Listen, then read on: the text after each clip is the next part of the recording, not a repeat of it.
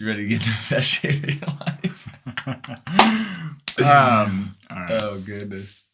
All right. Hey, everybody. Welcome back to the Train the Trainer podcast. I get to do the intro today, so this is big. We're going to be talking about Pass the torch. the consumption. We're going to talk about consumption versus production. And if you guys have already heard about this topic or seen some, this is kind of like a concept, if you will. But we're going to try to apply it into personal training as much as possible. But this is one of my favorite things right now where I'm really putting a big emphasis on, realizing where my production's at as well as, or versus my consumption and seeing how I can leverage that. So this will be kind of interesting, I think. This has been your favorite topic right now. Right now, You've been talking about it a lot. Mm-hmm. So I'm pumped to chat about it with you and kind of hear what your thoughts are on it. Okay. So from an entry standpoint, right? I think that, and tell me if you agree on this, but on a spectrum, right, we're all to a degree either producers or consumers, right? Mm-hmm. And at any time or any given point in time, we're either consuming or producing. There's no in between. Fair enough? Correct. Yes. Right. And so for me personally, where this has really been cool for me is because I'm working as many hours as I am, I'm actually getting to measure my time of production versus my time of consumption. And then as I've realized this too, I've also been looking at leveraging my consumption. So I think that'd be interesting to talk about as well. Okay? For sure. Do you have any specific examples? I've leveraged consumption. Sure, or just in general. So as far as making sure that we're really clear on what production versus consumption, what we're talking about. I mean, we're talking about value, right? Yeah. Value produced to the marketplace, to, other people. Yeah. In service of other people, to ourselves, to people we care about, et cetera. So are we producing value or are we consuming value, whether as an actual consumer, someone purchasing something, or someone that's, it's a time consumption piece, like social media, right? Am I consuming information? Am I consuming value, or am I putting stuff onto social media for other people to receive? Right. Regardless of the volume of value or whether it's good or bad. Good or bad, right? Am I just consuming or producing, right? Regardless of the quality, or you talk about leverage too. So. Yeah.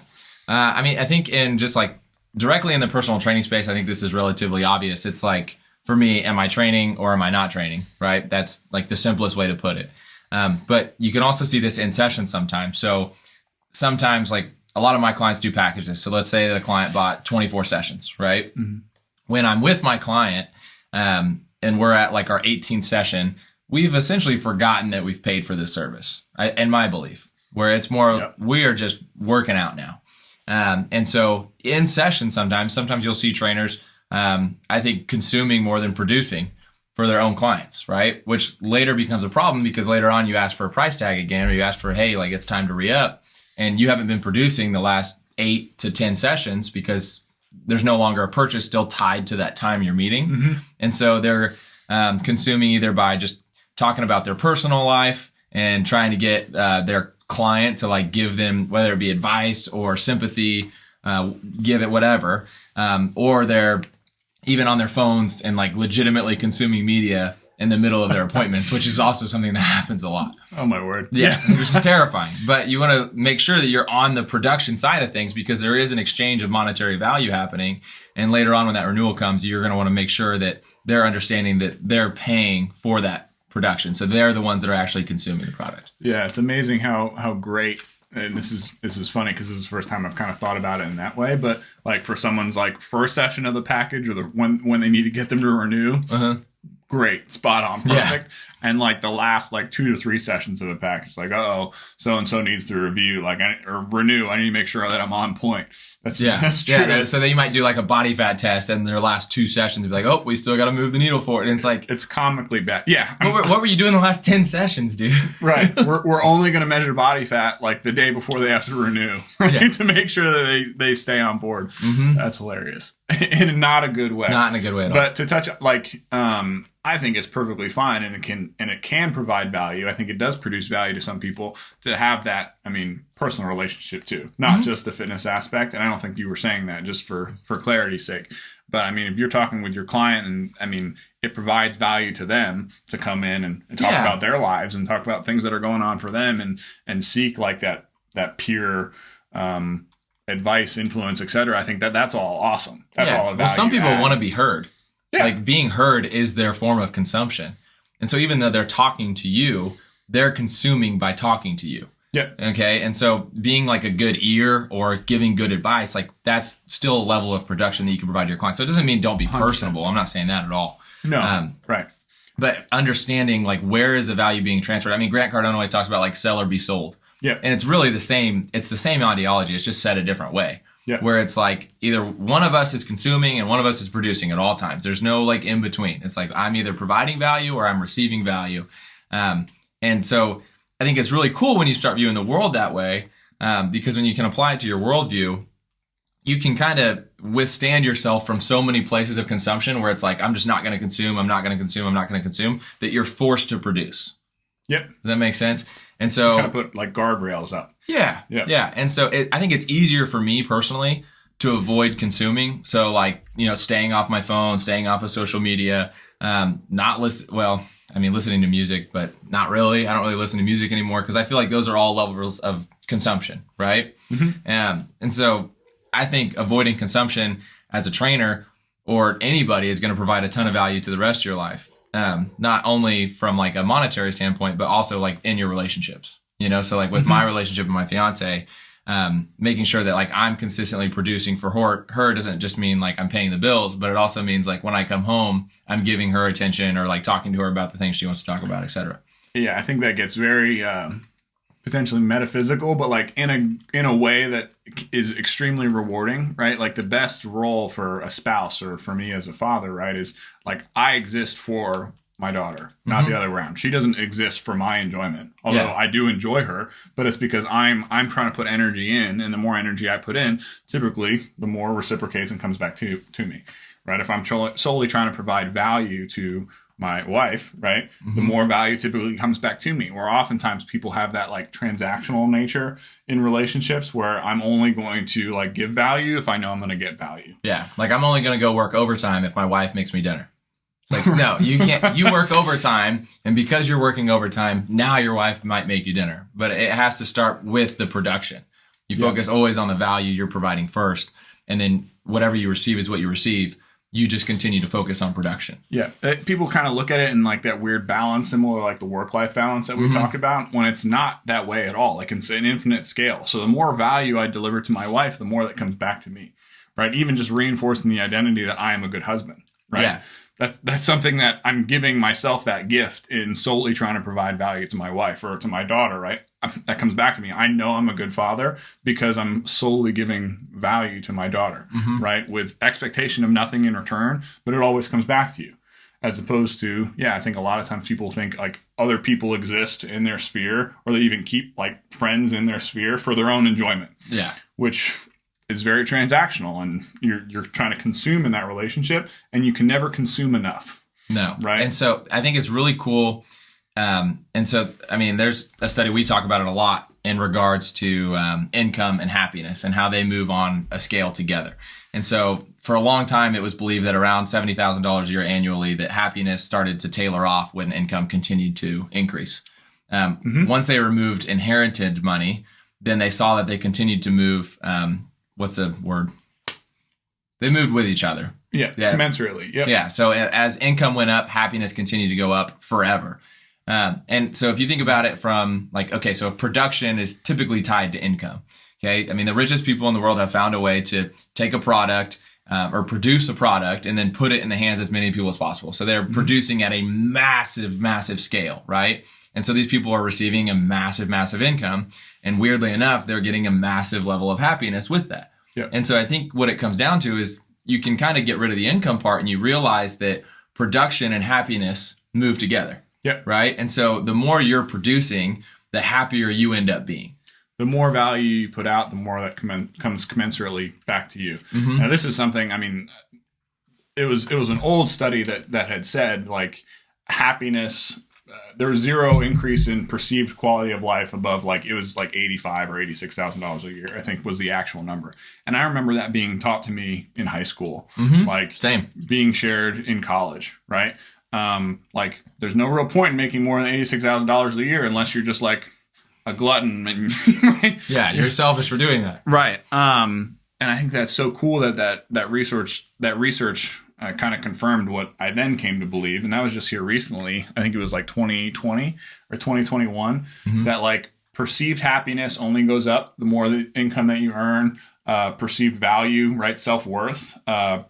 Perceived difficulty goes down, right? As like a negative correlation with income, right? Like your problems are perceived to be less. And the thing is, I don't truly believe that it has anything to do with income as much as it does production. Just value. Because I think you could find that same happiness increase on somebody that's, let's say, somebody like David Goggins, right? David Goggins made a ton of money at this point. Do I think David Goggins cares about the money he's made? Not really. I think David Goggins is more about just achieving like a ton of goals over and over and over again, and then just providing an awesome example for people. And you see this in like religious leaders too, where religious leaders might not have a massive income. Some do, some don't, whatever. But their happiness is tied a lot into their contribution and how much they're putting out into their society or their church or their religion, whatever. Yeah. The more value you put out, the more value comes back to you. We use that example with that chart that came with that study, right? Imagine if instead of this talking about income, we were looking at fitness levels, right? At what point does greater fitness levels like equal a worse return? Right. We could talk about maybe bodybuilding or something like that isn't like tied to performance. But that's not tied to actual fitness. Like a bodybuilder's not truly fit. I'm not going to say that. It's like a blanket statement across all. Right? As a bodybuilder, I'll say we're not very fit. But like, I think Mark Bell always talks about strength is never a weakness. Yeah. Right? More fitness is never, more conditioning for life is never a negative. Right. So the fitter you become, the easier all of life becomes, right? That's that inverse relationship, right? The more fit you become, the easier everything else is. Like your perception of life becomes easier. Yeah. So it's the same. It's always value, right? It's production. I love that you kind of brought up this topic because I feel oftentimes people have that, like, what does life owe me? As opposed to what can I put into life in order to get the return that I want. And if you're trying to adopt this production versus consumption thought process, if you will, I'm a big fan of inverted thinking. Alex Hormozi talks about this a lot, where for me, I found it a lot easier to focus on just completely getting rid of as much consumption as possible rather than focusing on like, how can I produce more? Because if I'm not consuming, I know that in some capacity, I have to be producing. And then that allows me to produce in like multiple aspects too. Whereas if I focus on production, I felt like I was only going to focus on maybe work, and then I might have ignored my relationship or might have ignored some other things versus just withstanding consumption at all times. When I'm home, it's like I'm giving a lot of production towards my relationship. When I'm at work, it's a ton of production towards work. So how do you, I know James Clear in Atomic Habits talks a lot about how you can like get rid of a negative habit, right? By making it unattractive, making it not obvious, etc. But maybe what were some of the ways that that you were able to successfully remove those consumption items, right? That consumption time out of your schedule. It's kind of weird because I don't think I personally had like a specific like tactic, if you will, or skill or whatever. It was just that this ideology had like built up so much in my head that I felt disgusted at moments of consumption. So even like now, like I'll sit and watch a YouTube video and it'll be about absolutely nothing, and I'm like, oh, I'm in the Matrix again. Like that's usually what I tell myself. And so and my fiance is awesome because she does this with me too. Okay. Where if like I'm watching a YouTube video or playing a video game on my phone or something, and we're supposed to be hanging out, she's like, dude, you're in the Matrix. And so we kind of hold each other accountable to that same thing because it's like, you've trained your accountability. Yeah. And so we are always like checking each other. And so that is like amazing that I'm super lucky that I have that from her. But now it's something that I do even by myself. And so like you always got mad at me because when I worked out, I'd listen to music and I never would listen to a podcast. And the other day I was working out by myself and mad might be a little strong. Mad's a strong word. And I don't know what it was, but I was like, I'm working out. I was like, I don't have a client for the next 2 hours. What am I going to do? Like, I feel like I need to be doing something. And so I knew I was going to work out. And I was like, you know what? If I listen to a podcast, then I might be consuming, but it's leveraged consumption. Mm-hmm. Right? And so what is leveraged consumption? Well, it could be reading a book. Well, it depends on the type of book you're reading. Because if I'm reading a book about like love novels and they're not like extremely valuable I mean, love novels, I guess, technically could provide some value to you, but I don't think much. But if you're reading, like, digging holes, like if you're reading this book by John Maxwell, okay, not a promo, about good leaders ask great questions. Yeah. Okay, odds are you're going to learn so much from this book that it's going to allow you to produce at a much higher level when you go back out into the production space. For sure, and that might even apply to something like sleep. Right? Or a vacation, right? I think that falls under that leverage consumption. I like the way that you put that, where it's giving back to you in a way, right, that's going to allow you to provide more value afterwards, right? It's something that it's almost earned in a way because of how much value you've given, right? It's earned consumption that then you can leverage to provide even more value to people. And I think it's kind of the same ideology that I try to train clients with, where I essentially tell them that like rhabdomyolysis doesn't exist because it's incredibly rare, and most people don't have the capacity to train too hard. You know what I'm saying? Yeah. And so on the consumption versus production framework, I hedged myself extremely hard against rationalizing any level of consumption. Like, even though I know reading this book would provide me value, if I were to continuously look for leverage versions of consumption, I'm sure I could tell myself that taking a nap in the middle of the day is something I'm required to do, like that I need, because it allows me to be more awake or ready to go. But in all reality, that's probably not truly the case. It's effective for you, which I think is something that's crucial for anybody to really, try to excel into that top producer space, is that utility filter around, like, is this effective at moving me forward, helping me provide more value, or is it not effective? As opposed to, like, does this make me feel good or make me feel bad? Or does this make me feel right? Or does this make me feel wrong, right? Effective versus ineffective. And I think that those rationalizations typically serve you really well. And I'm not just you. They serve everybody really well. Where sometimes, rationalizations around feeling, or rather rationalizations around things that we want to perceive ourselves to be self-righteous about, don't always serve us. So I think that's a great mindset to adopt. I think that's that production versus consumption mindset, that filter that you've created. I would imagine it's been like a muscle that you've built up over time. Yeah. Right. But it's served you. It's been the coolest thing ever. It's honestly been really helpful. And I think that another trick that I do really well now is I use net time on my consumption. And so this is something, again, that you had told me when I first started, and I kind of just ignored you for the longest time, which is probably because I had way too much time on my hands anyways. You weren't ready. Now that I have less time, and I was talking to a trainer the other day about this, and we were on the phone, and he still hadn't listened to any of our podcasts. And I told him, he's like, well, what do I do next? I'm like, listen to the engagement podcast and you'll know what to do next. And I kept telling him that, and he hadn't done it yet. And so he was on the phone with me, and I was like, dude, what are you doing right now? He's like, well, I'm driving. I was like, yeah, I'm driving too right now. That's why we're on the phone. Because if I wasn't driving right now, I wouldn't talk to you on the phone. Like, this is my net time. So if you need to listen to the podcast, do it while you work out. Do it while you're showering. Do it while you're driving. And I told him, like, one thing I do every time when I drive home, every single night, I call you usually. Sometimes you answer, sometimes you don't. I call a couple of our trainers. Majority of the time. He usually answers. Sometimes he's like giving his daughter a bath and we're on the phone and he's like, it's bath time. He's like, who are you talking to? Oh, it's Tiger. It's Tiger. Yeah. Or I'm talking to our trainers. I'm talking to my dad. I call my fiance.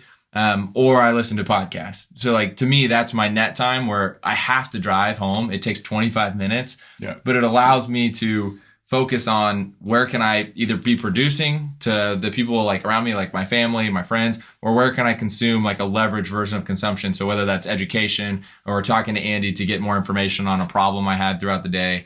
I think using your net time in a company to your production versus consumption framework can really create and foster a high producing person overall. It makes you feel great about yourself. Like, people that use their time well, I feel like have such a higher, level of integrity with themselves that multiplies and compounds, right? Most people don't see themselves as productive individuals. So they treat themselves like low producing individuals. Yeah. And I pity those individuals that like feel that way about themselves, right? They probably don't have a bunch of self-respect, right? They probably don't have a bunch of, they certainly can't self-actualize. Like, they view themselves poorly. because they don't respect their time. And that's like the one fleeting resource that all of us can't just go get more time. Mm-hmm. We can either use what we got, or we can waste what we got. I mean, ultimately, the quality of our life is determined by the quality at which we use our time or not.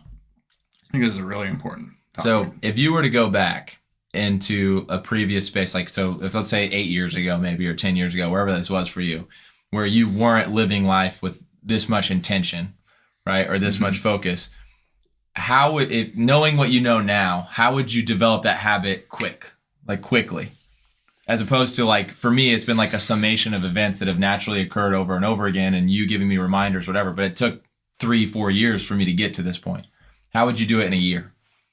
In a year? Well, I think it's easier to look back on it in hindsight. So it took you 4 years, right? Maybe it took me 8, right? Ideally, whoever you can I want to teach somebody in a year. That's why I'm asking. Right, for sure.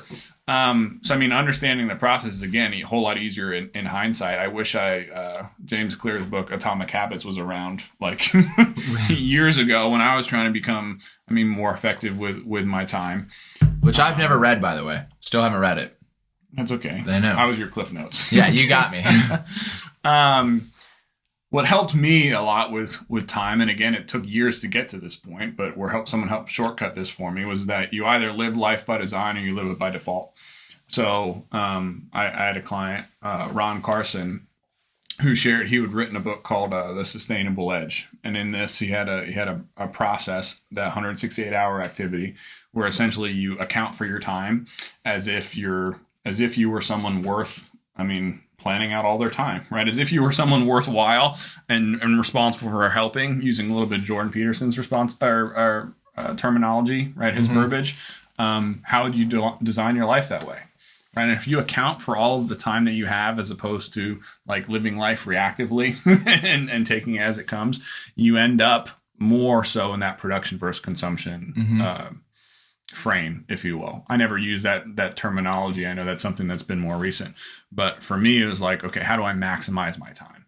And for those looking to maximize their time, typically they're looking to produce more value in order to get value back for themselves, as opposed to just looking to consume, right? Another big way of looking at that now, I think David Goggins and Andrew Huberman talk about, but no free dopamine, right? Go out and actually produce something in order to get that dopamine that actually means something and that lasts, as opposed to just trying to take easy hits. Yeah. Well, it was cool because when I was going through this consumption versus production like framework, and I was learning and educating myself about it a little bit more, I got really deep into some of the dopamine stuff. And there was this cool study around rats. And so they had one rat that they would just essentially like give food, right? Just openly whenever it pressed a button, and the button was just right next to it. And so it would get dopamine or whatever. And eventually the rat obviously had like diminished returns on the dopamine, right? Where it wasn't necessarily receiving less dopamine, but it was so overexposed to the dopamine that it didn't yield the same like hormonal benefits. Like it wasn't happy, or et cetera, et cetera. And the other rat, what they did was, what they would do is they would make the maze that the rat had to go through to get to the button to get the food harder and harder and harder and harder. And what they found was that the levels of dopamine released got higher. So versus the first rat that just stayed in one spot, the dopamine stayed the same every single time. It just became overexposed. They gave the rat that was doing the harder maze the same reward every single time. But because the maze got harder, the dopamine was greater. Gotcha. That's pretty cool, isn't it? That's awesome. So like the degree to which you had to work for something, right? Whether that pain, suffering, whatever, determine the return that came back to Even though the goal was the exact same. Or not the goal, the reward. The reward was the same every single time. It was just the overcoming the obstacles was what actually released the dopamine. It's like those old studies on delayed gratification, where the further you can delay out that gratification for work being done, right, the more that people have seen that commensurate with long-term success. Yeah, well, it was cool, too, because during this exact same time, I had just started working with a new client who's very successful financially. And he's really into cars. And so he was telling me the story, and this was before I had even watched this video. I just happened to remember it because he had just told me about it. And he had went to go buy the new Corvette that just came out. I don't know if it's like the C8 or something. The one that essentially looks like a Lamborghini. You and I both know the same amount about cars. I don't know anything about cars. Anyway, so the new Corvette, it's like a 2021 or 2022 is what he got. And so he went out and he sat down in it and he was going to buy it. and he's like, this doesn't really feel that good. And he realized that like this one didn't feel as good as the other cars he had purchased. And it was because he could just go do it. Mm-hmm. And he was like, all the other cars I had to like work like for years, or I had to like save up money, or I had to like start my business or grow my business. This one, I just already could afford it. He's like, so I sat down in it and I drove it and I was like, I don't really like this. He's like, so what I did was I went home and I told my wife that I was going to, I can't remember what the goal was, but he's like, I have 3 months. I have to do this in 3 months. And if I do it, then I can get the car. And he hit the goal, and then he got the car, and he said he felt astronomically better about it. He said it's like his favorite car now. He loves it. And I think that's such a cool story too, because it's literally just that applied from a high producing individual who lives in one of the nicest neighborhoods in our city. Yeah. So really cool story. And I mean, it added some extra belief on my end too, where it's like I get to see that put into play from somebody who's maybe a level above me right now. So that was nice. For sure. So to go back to maybe answer your question before, because I don't know if I answered it all that well, but like specific tactical things that maybe I've learned along the way that's helped me. Mm-hmm. I mean, social media, I deleted the apps off my phone. So I still have, most social medias, and I suck at using them, but like even producing value, that's something that I want to get better and better at. Mm-hmm. But I don't have any of the social media apps on my phone. I delete those. So you have one extra step, and that's something I got from James Clear's book. Like, I have to go to a web page in order to log in to Facebook or Instagram or what have you. So the more steps, the more unattractive and harder you make something, right? Then the less likely you're I won't do that. I'll go do something else, right? Mm-hmm. Some other things that have helped, over time, right? Once you see the value that comes back to you from producing more and more and more and more, right? You're like, you have that confirmation bias. You're like, mm-hmm. Oh, I know the more that I produce, the more that comes back to me. I found that 168 hour activity where, essentially you account for all the hours in your week as if they're truly that valuable and you're never going to get them back. I do that on mostly a quarterly basis, sometimes a monthly basis, but that's how I like structure my time. I like having that hierarchy of like, these are all the things that are really, really important for me. Mm-hmm. Okay, now I'm going to put them in my calendar. Yeah. So I kind of use that same thing, but I have like a little trick that I do on top of it that's been working really well for me lately. Is that I tied monetary value to each hour. And I've always seen those stats pop up on like Twitter that like Michael Jordan makes like $100,000 a minute or something just like obscene. I'm like, I'm not there. Yep. But so if I think about it, like if I went to work right now and I trained for 1 hour, I know I make about, I think it's like $60, right? Mm-hmm. And so in my head, it's like, okay, I'm like making my schedule and it's like, if I'm going to spend an hour on my phone right here, is that worth it to lose $60? Like, would I pay $60 to spend an hour on my phone scrolling through Twitter? Mm-hmm. No, I wouldn't. Okay, then I should go work instead. Yep. Now, would I pay $60 to read a book that's going to allow me to be a much better trainer and therefore make more income later? Potentially, yeah. That would be a leveraged version of consumption. The reading part would be hard, but not. Yeah, I don't know how to read, though. So. That was an activity that I used to do as well. An added like sting that I would add for myself is, okay, let's say it was $60, mm-hmm. right? What would that $60 be 30 years if you invested in the S&P over 30? Here we go. Which I know I've shared that with you before. Like when you've asked me, should I buy such and such? It's so much money. I'm like, well, what's that invested 30 years over? Like that's 30 the real years, cost. Because then it's like $6,000 every time. And I'm like, okay, I won't go to dinner tonight. Right. What's the cost of that consumption? That's an activity that I used to do all the time. And when I used to think about like my value per hour, I would always take my income, let's say over a week, and I would divide it by 168. Mm-hmm. Right? I wouldn't be thinking of my income as okay, like I'm trying to maximize my hourly income for 40 hours a week. No, I'm trying to maximize my value over 168 hours in a week. And I feel like that's helped me scale and have a much more productive mindset around income and money than a lot of people that treat it. They operate from scarcity. Essentially, yeah, that's a component of it for sure. But yeah, I think that's a super important exercise for everybody that's looking to produce more with their time and get more out of life as opposed to just consume, is to account for your time, right? What goes into your schedule? Are things that are important that actually move the needle, or is it something that just like sucks value out of your schedule? Yeah. I found it very useful. I'm going to keep doing it.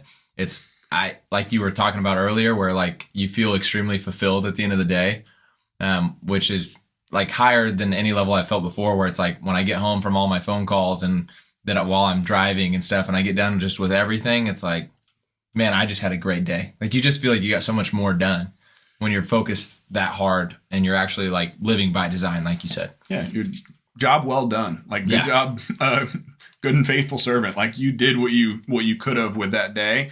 And then you feel when you get home and you do relax or you sit down on the couch with your fiance or your wife or your kid or whatever, it does feel like you earned it every time. Yep. I don't feel like you need to go do more. It's like, okay, I did everything. That was awesome. Yeah. I think it's a great gift that we can give ourselves is just doing more. The more you put in, the more you get out. Every time. Yep. All right.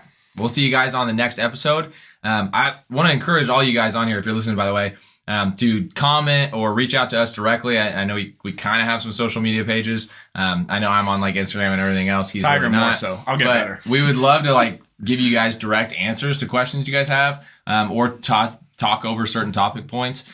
So feel free to like send us a message or leave a comment, and we'll respond to those and see if we can help you guys out extra specifically to the problems that you guys might be having. Would love comments, including like topics for further discussion in these podcasts or ideas that you'd love to hear kind of thrown around or topics that you'd like to see discussed. So would appreciate that feedback in the comments, guys, or a message or whatever works best for you.